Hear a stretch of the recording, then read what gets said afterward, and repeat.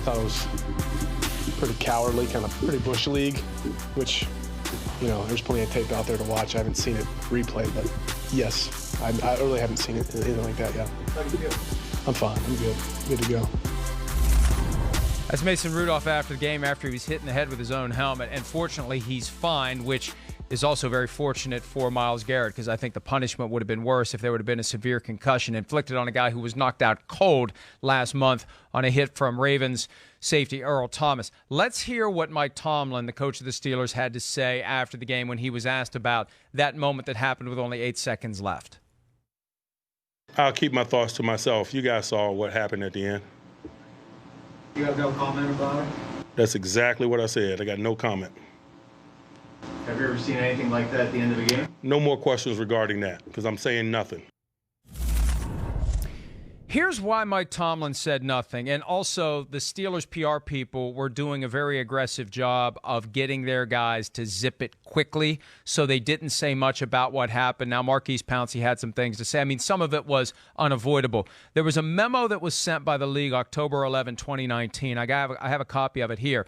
The gist of it was, don't criticize officials, and we've seen a couple of players get fined because of it. Baker Mayfield was fined $12,500 for public comments criticizing officials. Clay Matthews had a tweet unrelated to a game he was even playing in. It was the Lions-Packers game with the Trey Flowers illegal use of the hands to the face penalties that got Clay Matthews upset. He got fined for the tweet. At the bottom of this memo, it's clear that league policy prohibits public criticism of opponents. You cannot make accusations or criticism of opposing coaches or players, etc. And I think the Steelers keenly aware of that. So in that moment, they know, look, these are things that we can't air out publicly. If we've got issues with what happened, we need to take it up with the league through the proper channels. And I think Mike Tomlin, to his credit, in the moment understood, if I go all in on the Browns at this podium, I'm going to have an issue with the league office. And I think that's why, for the most part, the venom that we heard from the Steelers was somewhat muted. And add on to that, Mike Tomlin has two guys in this situation that might be facing suspension themselves, and that's Mason Rudolph and Marquise Pouncey. So anything he says in this post-game press conference could then be shown as him being a hypocrite if he goes and blasts Myles Garrett and says you can't do any of this stuff after the whistle or after a play. Well, again, Myles Garrett was kind of the guy who went too far, but Marquise Pouncey started kicking Myles Garrett in the head after the play when they're in the end zone. So I think he did a good job of making sure he didn't say something that could then be used against him when talking about his own players and what they did in the brawl. And Pouncey said after the game that he sort of blacked out in the moment. And look, and this gets back to the point you were making, and this doesn't mean I'm agreeing with your point, but there's a moment where that command kicks in almost unconsciously.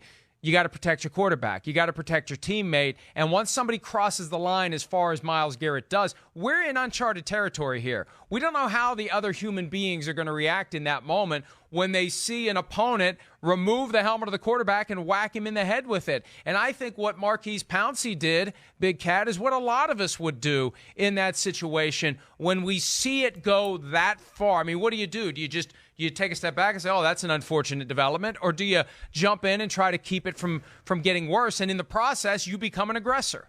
And here's what I can guarantee you. Today, this morning, I guarantee you that the members of the Cleveland Browns locker room are disappointed in Myles Garrett because they know he's going to be facing a suspension for a long time. He lost his cool, and he's one of their best players. I guarantee you that the guys in the Steelers locker room love what Marquise Pouncey did because he stood up for his teammate. And in that moment, yeah, he went too far too, but it does feel a little different because he was standing up for his quarterback who just got bashed upside the head with a helmet.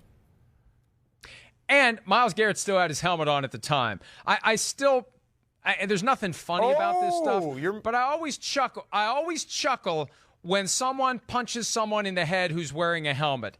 You're not going to inflict any damage on him. You're only going to inflict damage on you when you punch a helmet. Hi, I'm Mike Tirico, and thanks for watching. Make sure to hit subscribe for the latest news and highlights from NBC Sports.